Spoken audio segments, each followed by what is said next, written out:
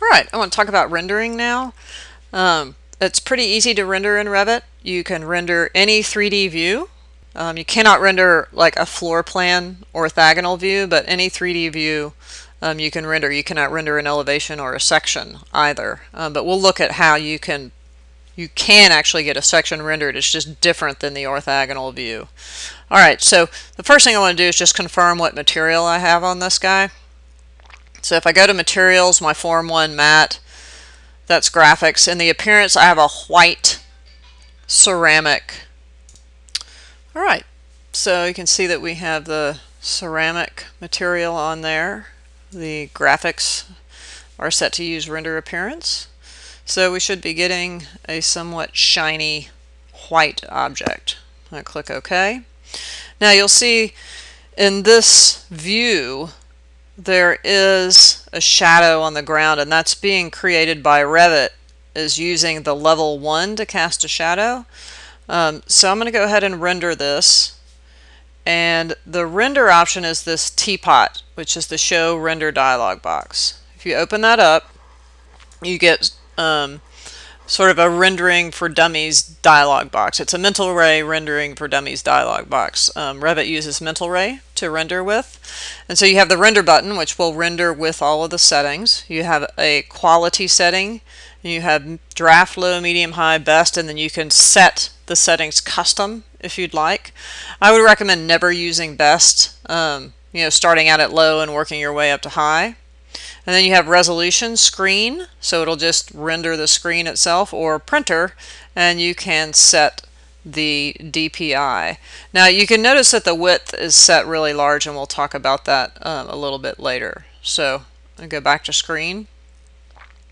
Here it tells you the image size, quite small since I have a small screen set up here for recording. Here's a lighting. It's going to use the exterior sun setting, and we talked about sun settings previously, so I'm not going to go into it, but you can change your sun settings by left clicking on this dot dot dot, and right now it's set for Austin, Texas at 5/26/2010. And click OK. Which is interesting. I mean, why not set it to 2014, which is, or we get set it today. Click OK. Alright. The style, right now we're not going to get any clouds because we're in a parallel view looking down, but it'll give you a few clouds. Oftentimes I just use a color in the background. A white is what we'll use. And this is an automatic exposure. This is an exposure control, and we'll talk about that once we've rendered it. So I'm just going to use medium and click render. And it's going to render this view. So you can see it goes through and renders it. So we are getting a little bit of white on white where you're not getting a lot of definition for that form. So let's take a look at that exposure control right under image. So I'm going to left click on that, and you're going to notice there's an exposure value, and you can set that darker. So I'll just set that to 14.7 and apply, and you can see that then it actually turns it a little gray. You can come in and adjust it more precisely, apply, and get a little bit of a setting off of that object. Now you can also adjust the highlights, darker, right, or brighter, which will burn it out a little bit. Take it back down somewhere in the middle, maybe a little. There we go. Apply.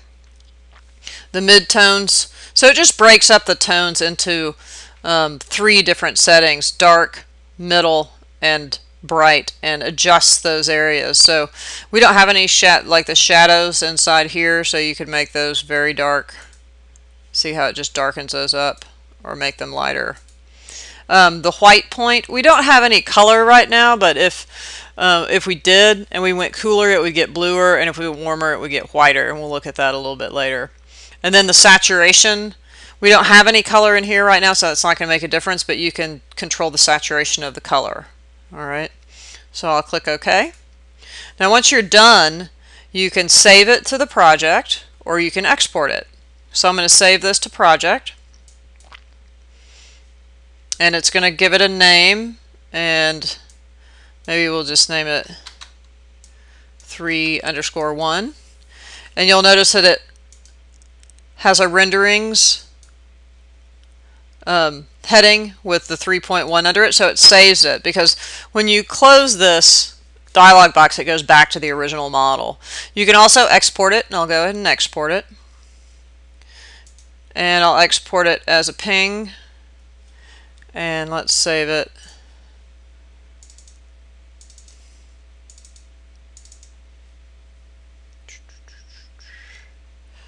I'll just save it in my images, and we'll save this as 3_1 and save it. Alright, so now it's saved out as a separate file. Okay. Alright, that's it for this first part. I'll do a second part that picks up from here.